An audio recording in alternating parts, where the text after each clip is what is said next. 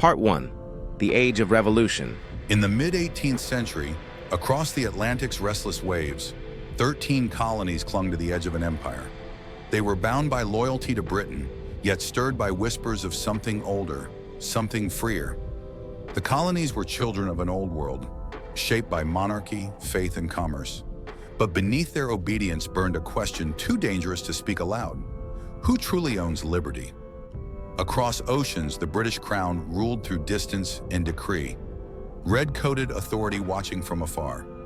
Yet each year, the colonies grew more restless, their own identity pressing against imperial walls. Taxes were imposed on tea, on paper, on every symbol of daily life. The cry was not against cost, but against control, the spirit of autonomy rising from the ordinary. In taverns and meeting halls, the language of rebellion began to take form. Farmers, printers, and merchants found common voice.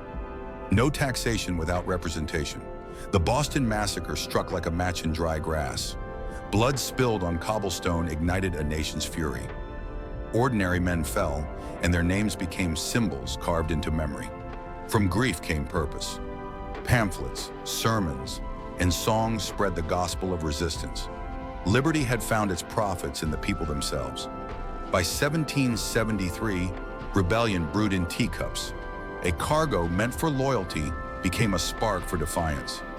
As tea sank into Boston Harbor, an empire trembled from the ripple. The British answered with punishment, blockades, soldiers, and silence. But where they sought submission, they awakened resolve. In Philadelphia, voices gathered from every colony, drawn by fate and fire. Here in the summer of 1774, the First Continental Congress gave shape to defiance. Among them were Adams, Washington, and Jefferson, men of wealth and conviction bound by a higher duty. They spoke not of rebellion but of responsibility, to history, to God, to liberty. When muskets finally roared at Lexington and Concord, words turned to war. The dream of freedom met the reality of blood. The revolution was not born in victory, but in endurance, in cold winters and broken shoes. It lived in the will to stand again after every defeat. Across Europe, kings watched with disbelief that peasants dared defy an empire, but ideas are harder to kill than armies. Thomas Paine's common sense struck like thunder, a simple truth wrapped in moral fire. It gave the common man a reason not just to fight, but to believe. In the summer of 1776, the Continental Congress gathered once more. This time, they did not come to petition a king, but to declare a people. Jefferson's words rose like scripture, that all men are created equal, endowed by their Creator with inalienable rights. For the first time, liberty had a language. The birth of America was not the end of oppression, it was the beginning of struggle. Every freedom declared had to be earned in blood and endurance. But the idea had taken root, in hearts, in homes, in history itself. And no empire, however mighty, could silence it again. The age of revolution was not just America's awakening. It was the world remembering what it meant to be free. Part 2. The War for Independence. The Declaration had been signed, but freedom was still a dream written on fragile parchment. An empire's wrath was marching, and a newborn nation stood trembling before its storm. The British Army was a machine, drilled, disciplined, and draped in red. The American forces were a prayer, scattered, starving, and untested by war. When New York fell, the revolution nearly ended before it began. Washington retreated through fog and despair, carrying not victory, but the will to fight again. Winter came early and hope came late. The cause of liberty seemed frozen beside the Delaware. Then on a silent Christmas night, Washington struck back. Across icy waters, courage rode where reason would not. At Trenton, the Hessians awoke to thunder. In less than an hour, the tide of history turned. News of victory spread like dawn across frozen colonies. For the first time, the people believed that liberty could live. But the war was far from won. It was a trial by endurance, not by glory. Men starved, armies shattered, yet the idea endured. In 1777, at Saratoga, the impossible happened. The empire bled, and the world began to take notice. France, ancient rival of Britain, saw in America its revenge and its reflection. In secret, ships were readied, aid born from ambition and belief. At Valley Forge, the true revolution was not of muskets, but of spirit. Cold and hunger forged soldiers from men, resolve from despair. The Marquis de Lafayette, young and noble, crossed an ocean to fight for freedom not his own. In his idealism, the old world met the new. Through hardship, a nation learned the discipline of liberty. By 1778, the revolution had become a cause the world could no longer ignore. Across the Atlantic, Britain fought shadows, distance, rebellion, and the fading illusion of empire. Every victory brought loss. Every command felt like echo. In the South, the war turned brutal. Villages burned, loyalties divided. It was not just against Britain now, but neighbor against neighbor. Yet through chaos, leadership held firm. Greene, Marion, and others fought not for power, but endurance. Their victories were measured not in miles, but in morale. By 1781, the war's weary path led to Yorktown, a final act written by fate and cannon smoke. There the world watched a miracle unfold. Washington's forces, joined by French ships, closed the jaws of history. For once, the empire had nowhere left to run. The guns roared for days, thunder, smoke, and fate intertwining in the Virginia air. Then on October 19, 1781, silence fell, and Britain bowed. The war had ended, but the dream was still untested. Peace, after all, is the hardest revolution to win. Part 3. The Making of a Nation. When the muskets fell silent, the question began, what does freedom become when the war is won? A nation was born, but its heart was yet unformed. The Treaty of Paris, 1783, sealed America's independence, ink where blood had once spoken. But liberty without order is a storm.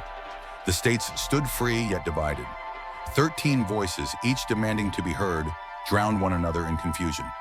Debt strangled the new republic, soldiers went unpaid, and revolt stirred in the countryside. Freedom had come, but unity had not. From the chaos rose a call for structure, a government strong enough to bind, yet just enough to serve. In Philadelphia, 1787, destiny convened once more. The Constitutional Convention gathered not to preserve the past, but to invent the future. Each word debated was a thread in the fabric of forever. They argued for months about power, representation, and the fear of tyranny reborn. The ghosts of kings hovered above every decision. From compromise came creation. The Constitution, a mirror of mankind's imperfection, seeking balance. It was both promise and paradox. The states debated its ratification. Some feared the rise of another king. Others saw only survival through unity. In 1789, George Washington took the oath beneath open sky. The revolution's general had become its guardian. He walked not as a ruler, but as a servant, the first citizen of a fragile republic. His silence carried more weight than any crown. The capital was modest, the treasury empty, the enemies many. But the experiment had begun, government by the governed. Washington's cabinet became a forge of philosophy, Hamilton's vision clashing with Jefferson's faith in the people. Their debates would shape the soul of America itself. Hamilton dreamed of strength, banks, industry, and a powerful nation rising from ambition. Jefferson dreamed of virtue, farms, simplicity, and a republic of conscience.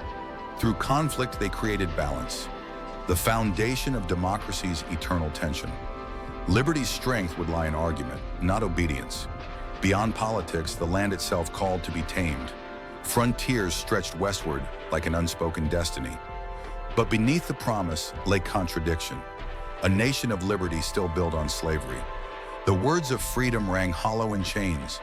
Washington himself felt the moral weight of this contradiction, a leader torn between law and conscience. He freed his own slaves in death, unable to do so in life.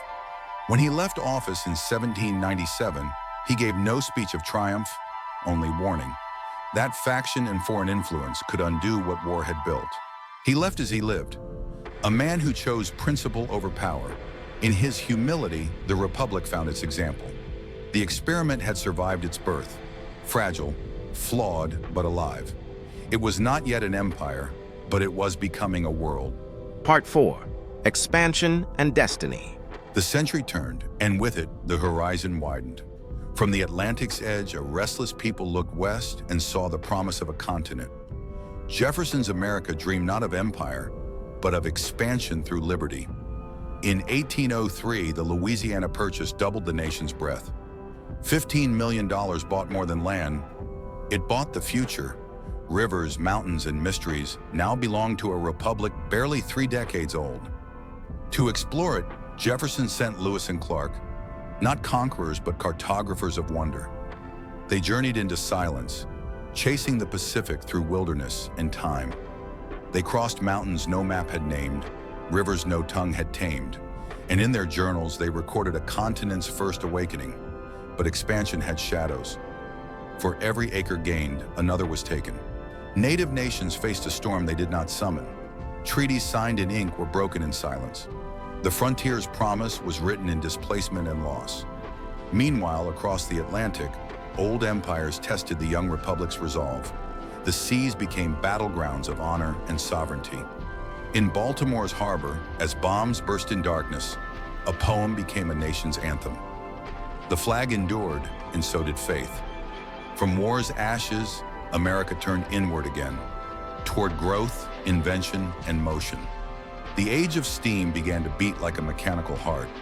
Iron rails began to stitch the continent together, the sound of hammers replacing drums of war. Each track laid was a declaration of destiny, but progress moved faster than peace. As settlers advanced, entire nations vanished into memory. In the 1830s, the Trail of Tears carved sorrow across the land. Thousands walked from their homes into exile, carrying the weight of broken promises. While the East industrialized, the frontier became America's myth. Pain and progress walked side by side toward the setting sun. Then came Texas. Rebellion, revolution, and the birth of a republic carved from defiance. The battle cry of "Remember the Alamo" echoed across continents. The Mexican-American War followed, and with it, expansion to the Pacific. From California to New Mexico, the map swelled with conquest and consequence. Gold was discovered in 1848, and the world rushed west. Dreamers, drifters, and destiny converged in a single fevered heartbeat. Cities rose overnight. San Francisco from fog, Chicago from swamp. America was no longer a colony of freedom. It was becoming an engine of ambition. But beneath expansion lay fracture. Free states and slave states. Destiny divided by morality. The land itself began to tremble under the weight of contradiction.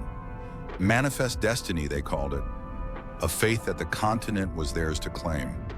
Yet in that belief, the seed of civil war was already sown. Part Phi. Trials of Liberty. The Civil War and Beyond. By 1860, the dream of unity had turned to unrest. Freedom and slavery stood face to face. Two destinies, one land. Abraham Lincoln rose from the prairie, a voice of conscience in an age of turmoil. His words carried both mercy and fire.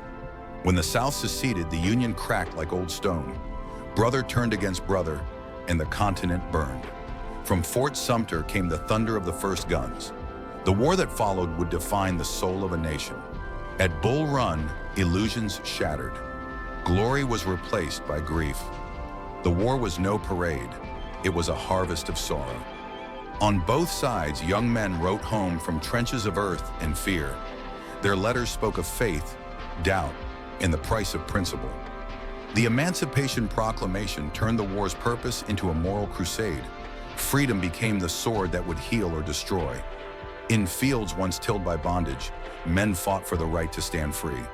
The 54th Massachusetts marched not for victory, but for dignity. At Gettysburg, the land itself seemed to bleed. For 3 days, the earth held its breath beneath thunder and prayer. When Lincoln spoke there, his words rebuilt the nation in spirit. "The world will little note," he said, but the world remembered. The war raged on, each victory paid in blood and bone. Grant pressed forward.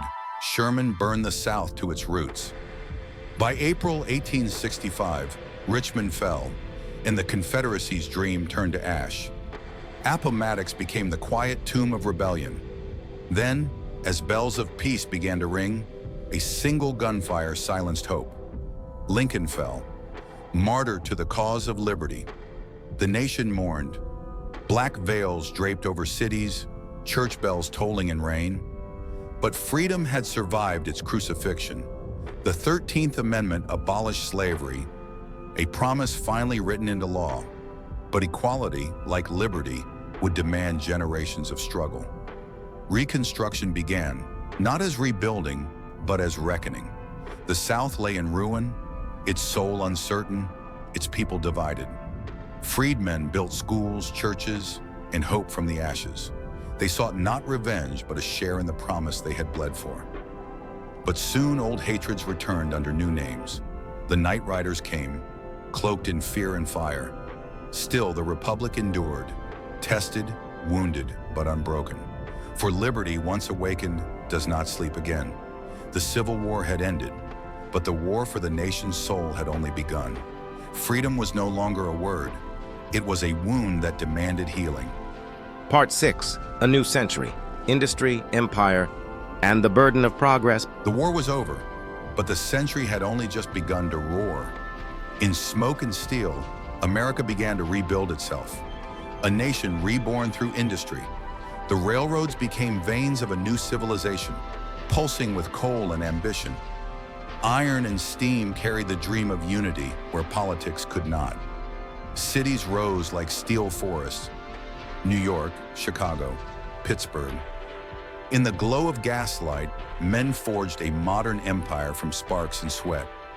From immigrant hands came the bones of progress. They came with nothing and built everything. Statues, bridges, and dreams. America's skyline became a cathedral of labor. Liberty no longer stood alone. It had a people to carry its flame. But behind every fortune, there was hunger. For every millionaire, 1,000 labored unseen in factories that never slept. Child hands turned machinery. Women stitched the nation's garments by candlelight. Progress wore a human price. The Gilded Age glittered. But beneath the gold, corruption festered. Monopolies ruled the market as kings once ruled empires. Yet out of discontent came voices of reform. Farmers, workers, and women rose to demand the democracy they had been promised. The 20th century arrived not in peace, but in promise. The Wright brothers took flight, and the world discovered the sky.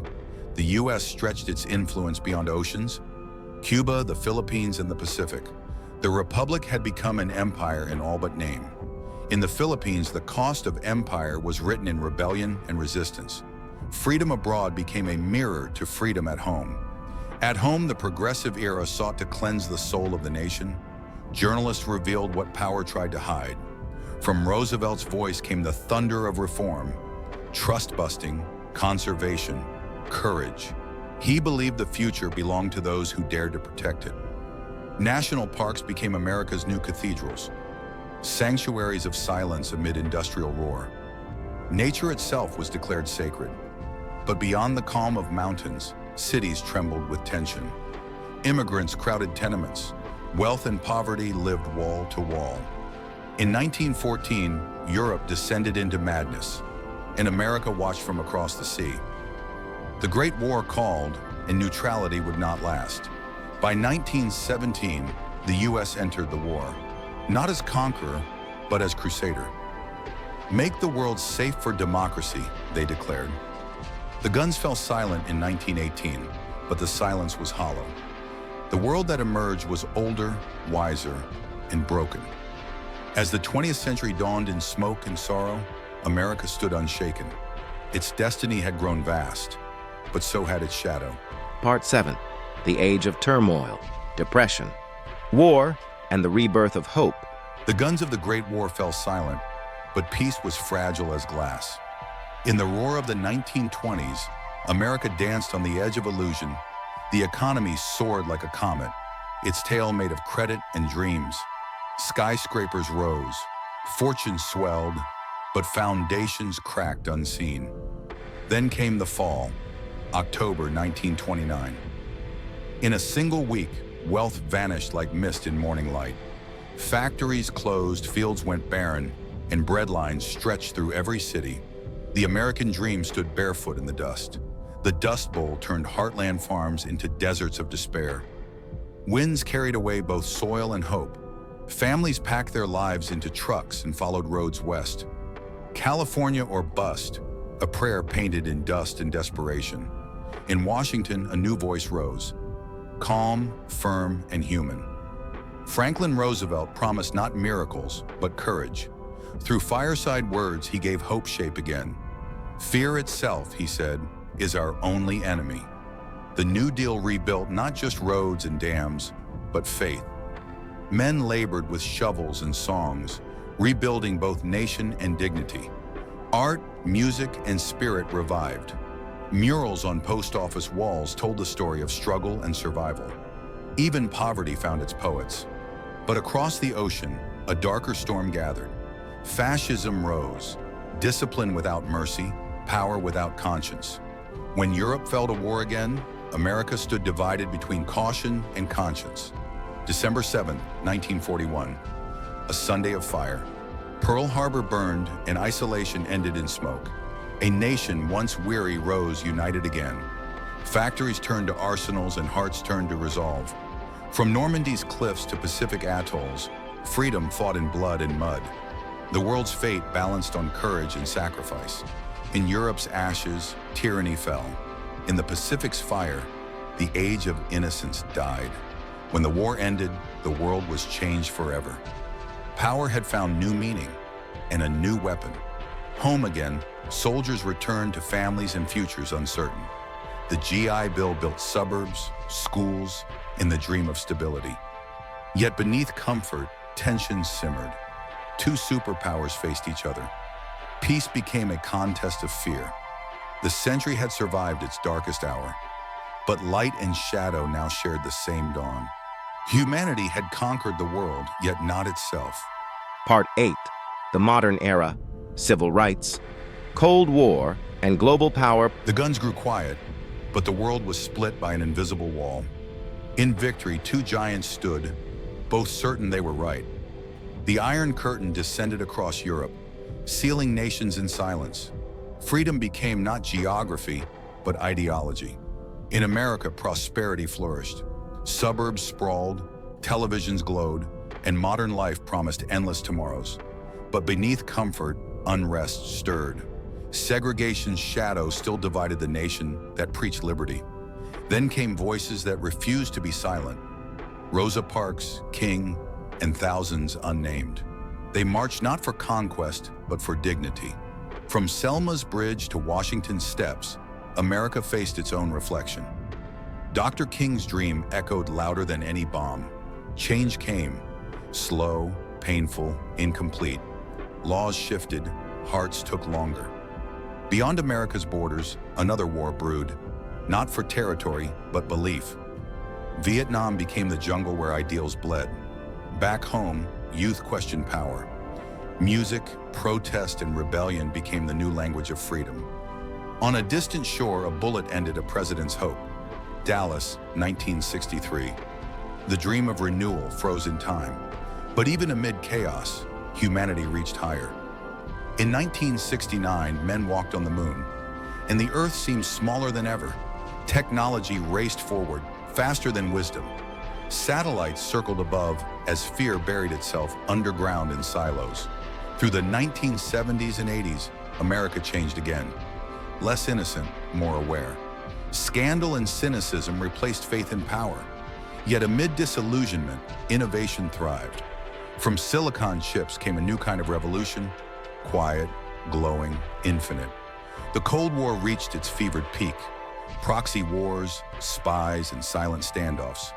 A planet held its breath under mushroom-shaped shadows. Then almost quietly, the wall began to crack. Freedom whispered through concrete and barbed wire. The Cold War ended not with victory, but exhaustion. Empires faded, ideas endured. The 1990s were a decade of illusion. Peace felt permanent, history felt complete. But beneath calm waters, tides were already turning.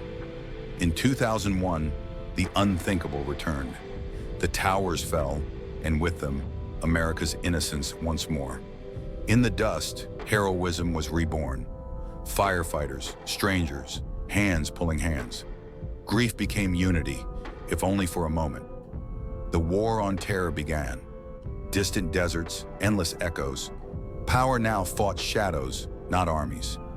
Freedom became a question. How much must be lost to protect it? Security replaced simplicity. Technology ruled the new century. Phones, screens, and invisible empires of data. Human connection became digital, and silence became rare. The nation had changed. Older, wiser, weary, yet still dreaming. Its spirit bent but never broken. 9. The Echo of Empire. Reflections on the 21st century and beyond. The 21st century dawned not with drums, but with whispers. Empires no longer ruled by armies, but by algorithms, influence, and fear. The Empire of Liberty had conquered more than land. It conquered imagination, its language, its dreams, its music. They became the pulse of the world. Yet every empire bears the burden of its promise. To lead is to be watched. To claim liberty is to live by it. War became quieter, but no less cruel. Drones replaced soldiers, secrets replaced banners. The cost of power hid behind screens in silence. At home, division grew where unity once stood. Red and blue no longer colors of one flag, but rival nations of the mind. The dream of freedom still burned, but now questioned its own reflection. Liberty, once a flame, flickered in the wind of its contradictions. Yet through struggle, the people endured, still searching, still striving. Every generation born into the same ancient question: what does freedom mean? In crises, pandemics, storms, fire, the nation remembered its pulse. Neighbors became lifelines, compassion the only currency that mattered.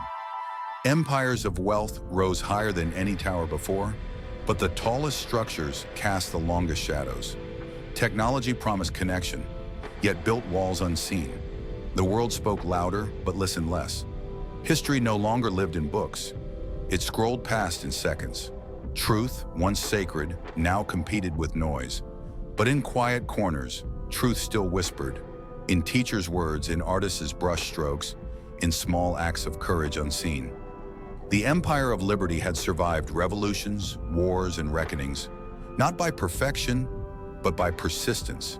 It was never just a nation, it was an idea too vast for any one time to contain. History does not end, it echoes. Each generation hears it differently, but it always speaks the same truth. Freedom is not a gift handed down, it is a promise renewed. And promises, like empires, survive only if believed in. From the revolution's spark to the digital dawn, America's story remains unfinished. Its destiny lies not in power, but in its people. Every empire fades, but liberty, once awakened, does not sleep. It waits quietly for those brave enough to listen. The Empire of Liberty still stands, not in marble, but in memory. Not in conquest, but in the courage to question itself. And so the story continues, written not by heroes, but by hands unseen. For liberty, like history, belongs to all who dare to keep it alive.